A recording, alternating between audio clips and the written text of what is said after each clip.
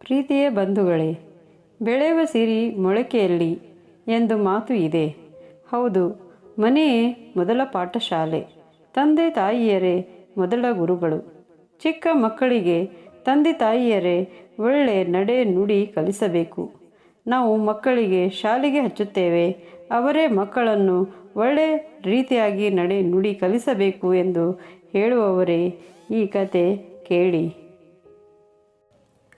ಒಂದೂರಿನಲ್ಲಿ ಖದೀರ ಮತ್ತು ಮಾಸತಿ ಎಂಬ ದಂಪತಿ ಇದ್ದರು. ಅವರಿಗೆ ಒಬ್ಬ ಮುದ್ದಾದ ಮಗನಿದ್ದ. ಆತ ತುಂಬ ಹಠ ಮತ್ತು ಕೀಟಲೆಯ ಹುಡುಗನಾಗಿದ್ದ.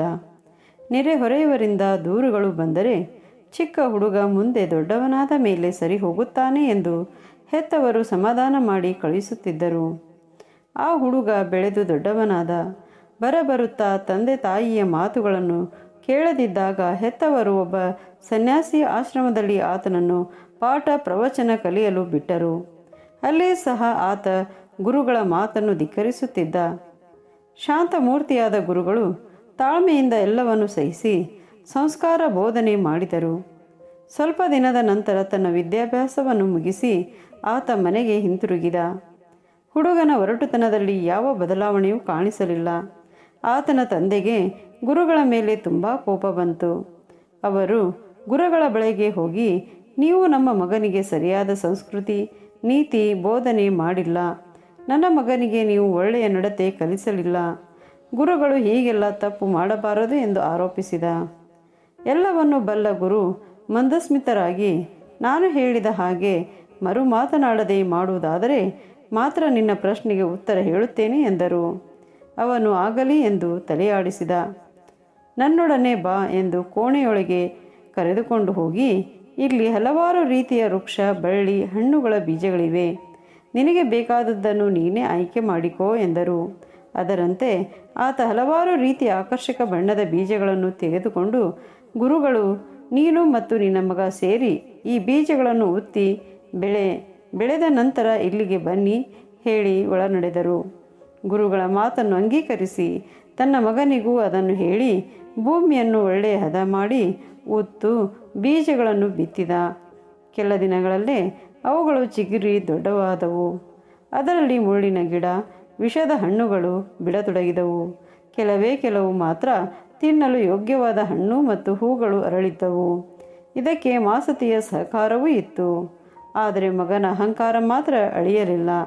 ಹೀಗೆ ಕೆಲಸಕ್ಕೆ ಬಾರದ ವಿಷದ ಬೀಜಗಳನ್ನು ಕೊಟ್ಟ ತಂದೆ ಮೇಲೆ ಮಗನಿಗೆ ಕೋಪ ಬಂತು.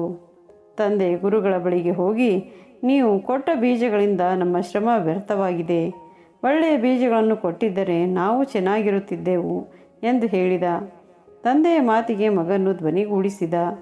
ಗುರುಗಳು ಅವರನ್ನು ಕುಳ್ಳಿರಿಸಿ ಹಣ್ಣು ಹಂಪಲ ನೀಡಿ ಸತ್ಕರಿಸಿದ ನಂತರ, ನೀವು ಒಳ್ಳೆಯ ಬೀಜ ಬಿತ್ತಿದರೆ ಅದರಂತೆ ಫಲ ನೀಡುತ್ತದೆ.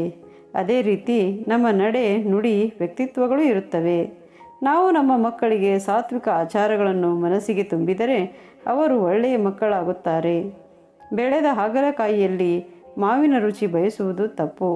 ಹಾಗೆ ನಿಮ್ಮ ಮಗನನ್ನು ಬೆಳೆಯುವ ಮೊಳಕೆಯಲ್ಲಿ ನೀತಿವಂತನಾಗಿ ಮಾಡದೆ ತಿದ್ದಿ ಬುದ್ಧಿ ಹೇಳದೆ ಈಗ ನನ್ನನ್ನು ದೂರಿದರೆ ಏನು ಪ್ರಯೋಜನ ಎಂದು ಪ್ರಶ್ನಿಸಿದರು.